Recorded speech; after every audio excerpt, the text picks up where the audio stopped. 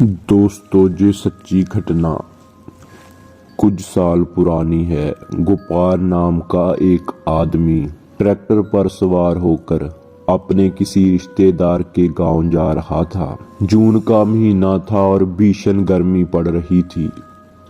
दोपहर का समय था। इस भीषण गर्मी में सड़क पर आदमी तो क्या, कोई जानवर पंछी भी दिखाई नहीं दे रहा था। सड़क पूरी तरह से सुनसान थी।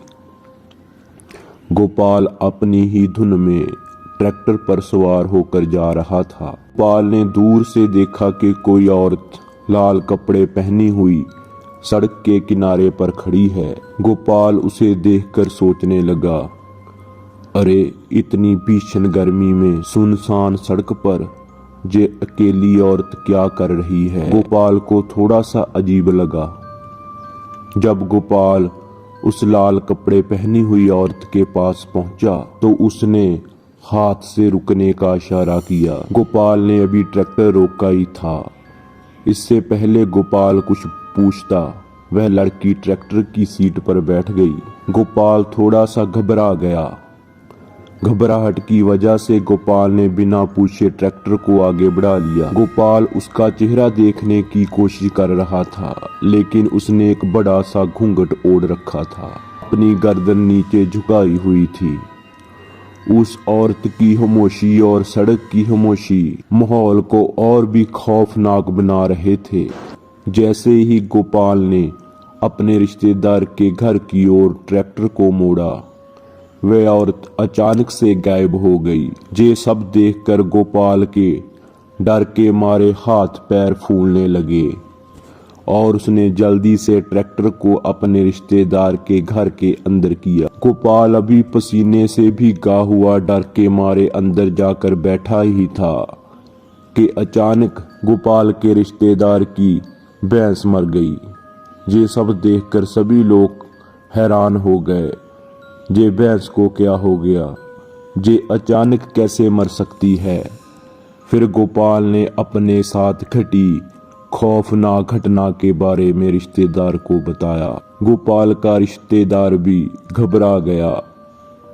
गोपाल के रिश्तेदार ने अपने ही गांव के एक तांत्रिक को बुलाया और पूरी बात बताई। उस तांत्रिक ने बताया कि वह औरत नहीं थी, वह शमशान की चुड़ैल थी। वो चुड़ैल आपके साथ इस घर तक आ गई है, तभी भैंस मारी गई। ये चुड़ैलें मरी हुई भैंसों का खून पीती हैं। ये सुनकर सभी डर गए और उस तांत्रिक से इसके इलाज के बारे में पूछने लगे, लेकिन तांत्रिक ने बोल दिया, ये चुड़ैल बहुत खतरनाक होती है, मैं इसका कोई इलाज नहीं कर सकता। जिस पर इस चुड़ैल की बुरी नजर पड़ जाए उस बंदे को मार कर ही छोड़ती है ऐसी चुड़ैलें। अगर आपकी किस्मत अच्छी है तो जाते वक्त उस चुड़ैल को आवाज लगा देना कि आओ अब चलते हैं। अगर वो आपके साथ चली गई तो आप बच सकते हैं, अगर नहीं गई तो ये घर पूरी तरह से बर्बाद होगा। गोपाल ने जल्दी से ट्रैक्टर स्टार्ट किया। गोपाल ने जाते वक्त आवाज लगाई, आओ मैं जाने लगा हूँ, मेरे साथ चलो। जैसे ही गोपाल ने ट्रैक्टर घर से बाहर किया, वो औरत पता नहीं कहां से अचानक से ट्रैक्टर की सीट पर बैठ गई, जिसे देखकर गोपाल का डर के मारे बुरा हाल हो गया। लेकिन किसी तरह गोपाल ट्रैक्टर चला रहा था। जैसे जैसे वह आगे बढ़ रहे थे, गोपाल की हालत खराब हो रही थी। सड़क अब भी पूरी तरह से सुनसान थी और वह चुड़ैल चुपचाप गर्दन झुकाई ट्रैक्टर की सीट पर बैठी हुई थी। फिर वह उस जगह पर पहुंचे जहां से वह चुड़ैल ट्रैक्टर पर चढ़ी थी, लेकिन वह चुड़ैल ट्रैक्टर से उतरी नहीं, ना ही गोपाल कुछ बोल सका डर की वजह से।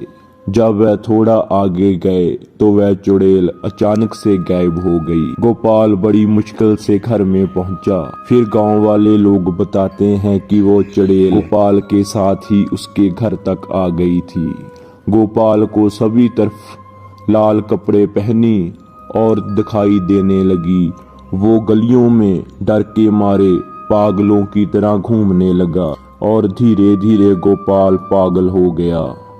उसके घर वालों ने उसका बहुत इलाज कराया लेकिन वो ठीक ना हो सका। फिर एक दिन गोपाल की लाश उसी के खेत में से मिली।